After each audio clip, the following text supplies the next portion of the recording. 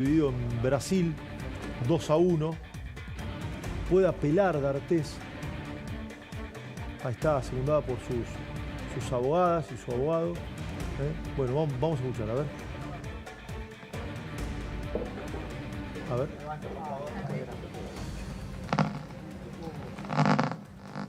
Buenas tardes a todos y todas. Muchas gracias por la paciencia. Vamos a empezar entonces con la conferencia de prensa. La manera en que nos vamos a ordenar es, vamos a hacer una breve exposición. Yo después voy a pasar la palabra a Martín Arias Duval, abogado de Telma, Carla Junqueira, abogada de Telma, y después va a cerrar Telma con unas palabras, y después sí vamos a dar lugar a un espacio para preguntas y respuestas. En ese entonces les voy a recordar, por favor, que indiquen el medio al que pertenecen y a quién dirigen.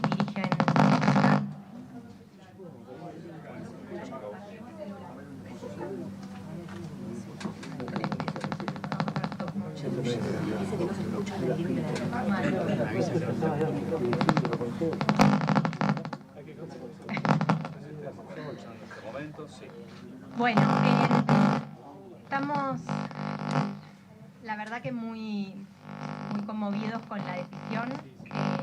Finalmente...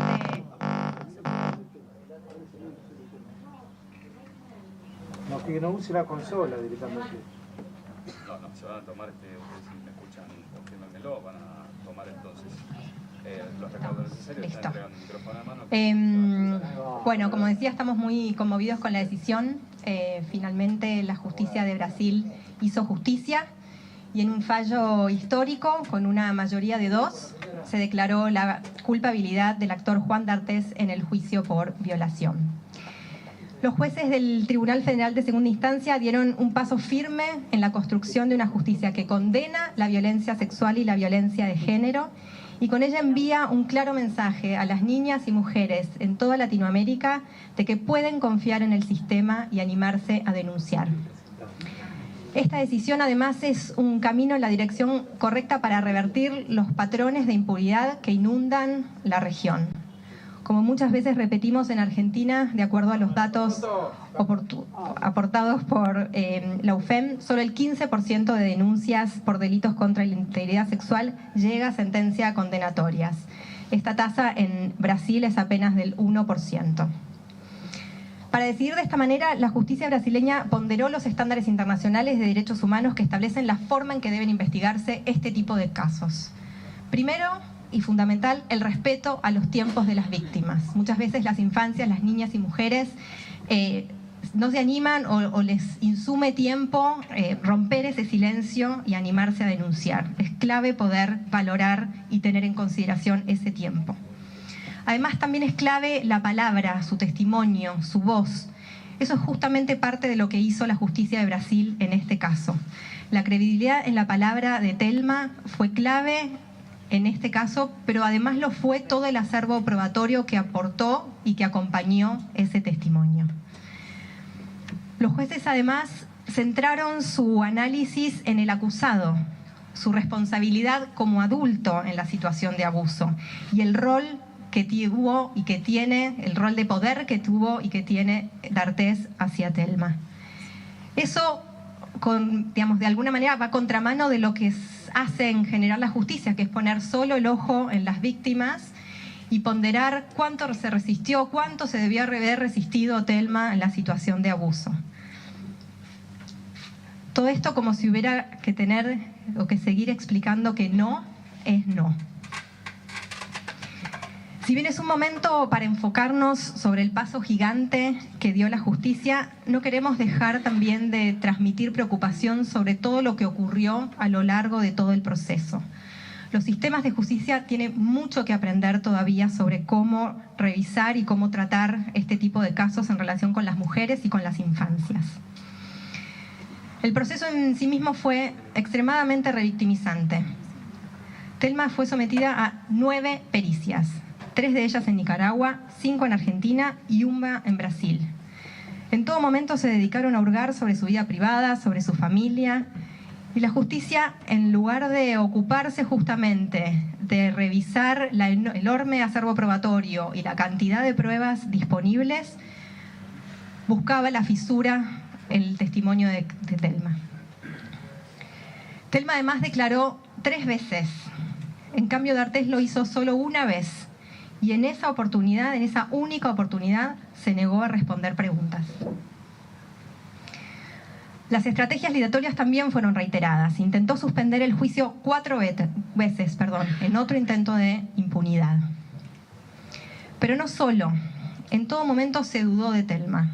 Se dijo que buscaba fama, se dijo que su carrera estaba terminada, que sus vínculos no eran sanos. 10 líneas telefónicas fueron sacadas en su nombre. Con esas líneas telefónicas se intimidaba tanto a ella como a su entorno. De alguna manera, en todo este proceso, Thelma fue víctima no solo de la situación de abuso, sino también desde el momento que se animó a denunciar una campaña de hostigamiento, de odio, de acoso y de violencia, plagó cada rincón de su vida. Incluso cada vez que estábamos próximos a recibir una decisión, se llenaban las redes sociales de niveles de acoso y de odio.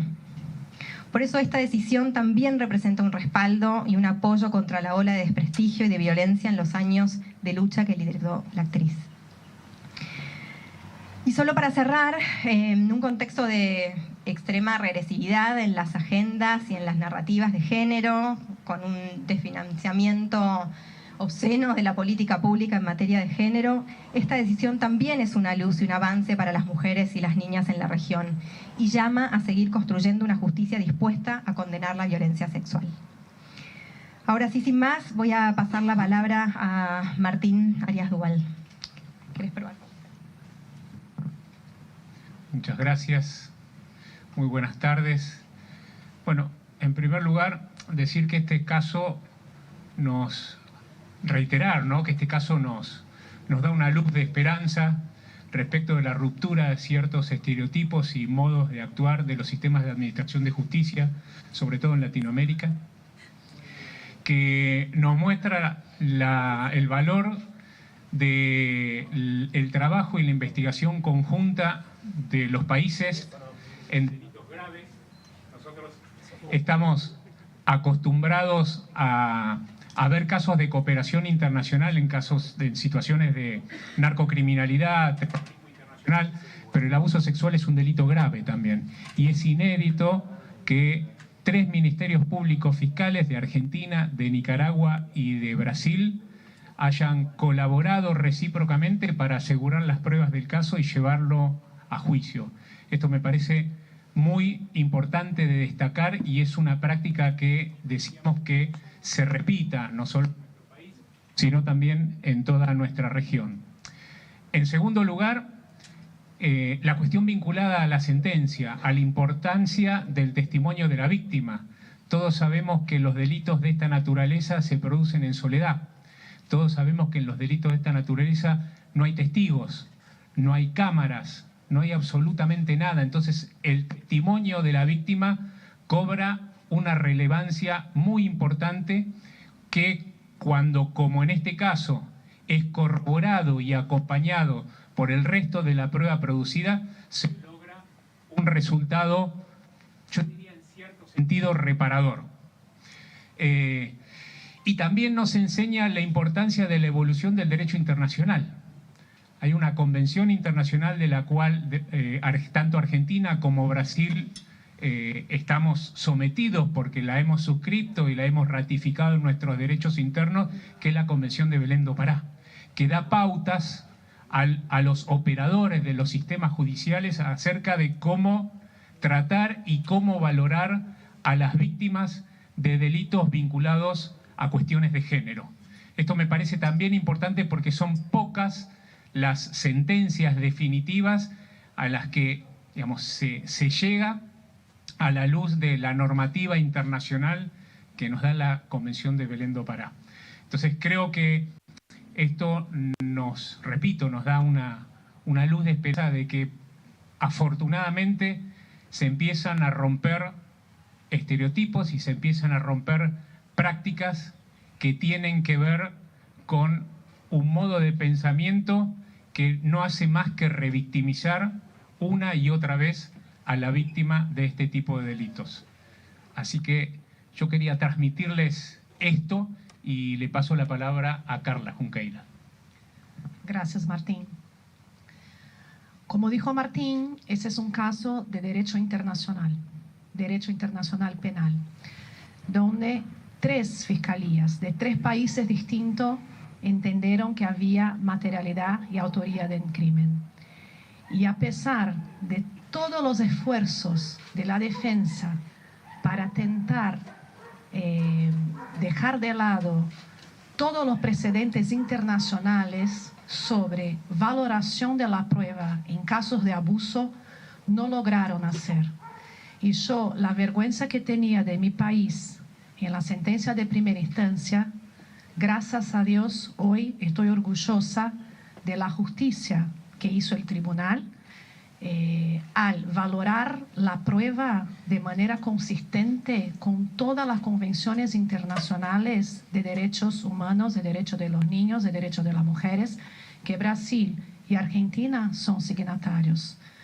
El precedente que hoy tenemos en Brasil es un precedente que dice: en casos de abuso sexual, la palabra de la víctima tiene fundamental importancia, principalmente cuando es consistente con el resto del conjunto probatorio. Esto entendió la justicia. Teníamos un robusto conjunto probatorio, consistente, que no deja duda sobre la materialidad y la autoría del crimen.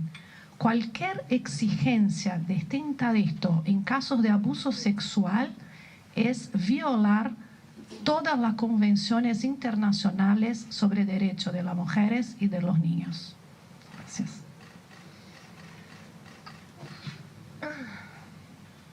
Puedo con este directo, ¿no? Bien.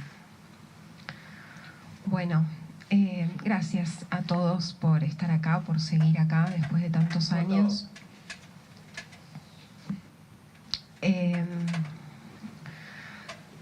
Por supuesto es un día con muchas emociones, estoy muy movilizada. Primero, gracias a todas esas personas que se atrevieron a hablar hace muchos años, después de esa conferencia de prensa donde hacía mi denuncia. Gracias porque ese enorme movimiento es el que permitió que hoy estemos acá, a pesar de todas las trabas que han puesto en la rueda. Gracias a todo mi equipo, gracias Carla, gracias Martín, por confiar en mi palabra, por creer en mí, por poner de ustedes y de sus bolsillos las herramientas para poder litigar en este caso que ha sido tan complejo, porque además requería que fuéramos a otro país. Gracias a Amnistía Internacional, a Poli, a Marie, a Luli, a Luis, a Mariela Boceta, a Lau. Gracias porque sin ese equipo no hubiéramos llegado hasta acá. Gracias a todas mis compañeras por seguir al lado mío durante todos estos años. Gracias a todas esas actrices que pusieron el cuerpo para que esta denuncia tuviera la relevancia que tuvo.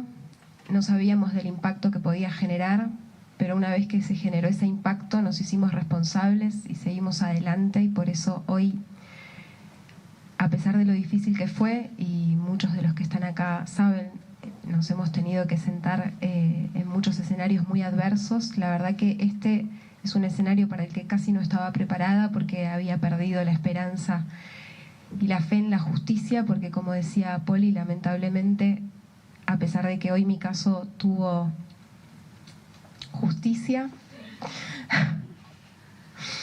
no es la realidad de la mayoría de los casos. Y por eso hoy esta sentencia tiene que ser un mensaje de esperanza para todas esas personas que hoy todavía están sufriendo algún tipo de abuso. Tiene que ser una esperanza para que, aunque piensen que es muy difícil, que la persona a la que tienen que denunciar es muy poderosa, que tiene muchas herramientas, hay una posibilidad de reparación. Hay una posibilidad de reparación en la justicia, como es hoy en mi caso, y sobre todo hay una posibilidad de reparación que nos involucra a todos como sociedad, que es la que tenemos que seguir construyendo todos desde la empatía. Por eso, si tenés a alguien que cuenta su historia, que está al lado tuyo y que elige contarte su dolor, empatizá, no le preguntes por qué tardó en hablar, por qué no lo pudo decir antes. La justicia también la tenemos que construir cada uno de nosotros y tenemos una responsabilidad en ese sentido. A mí me dijeron que vaya a la justicia, que espere a ver qué era lo que decía la justicia, y al fin la justicia dice que es culpable. Al fin la justicia escucha mi palabra, me cree, y creyéndome a mí le cree a muchas otras. Gracias al enorme movimiento de mujeres es que yo pude hablar, ese movimiento que hoy está siendo tan denostado. Gracias a esas redes enormes que se tejieron es que yo pude romper el silencio, es que yo pude salir del dolor inmenso que me había provocado la violencia que sufrí, y que pude salir adelante y que pude construir una vida sin ese peso encima, y que se imaginan que hoy peso mucho menos. Hoy siento que todo el esfuerzo enorme valió la pena.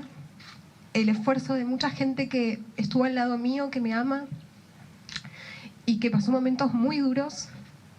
El esfuerzo de esas personas también valió la pena. Gracias a mis amigos, a mis amores, a mi familia. Gracias por su apoyo, porque si no, no hubiera llegado hasta acá. Y lamentablemente hay que decir que es muy difícil llegar hasta acá, por eso pido por favor que todos quienes tengan a alguien sufriendo una situación de violencia la apoyen, porque sin ese apoyo no se puede seguir adelante, no se puede salir adelante. Recibí, como saben, como también decía Poli, Pau, recibí muchísimos ataques. A ver si volvió. Han dicho que lo hacía por la fama. No se me cruza por la cabeza a quién se le puede ocurrir que a alguien le gustaría ser famosa por el hecho más doloroso de su vida.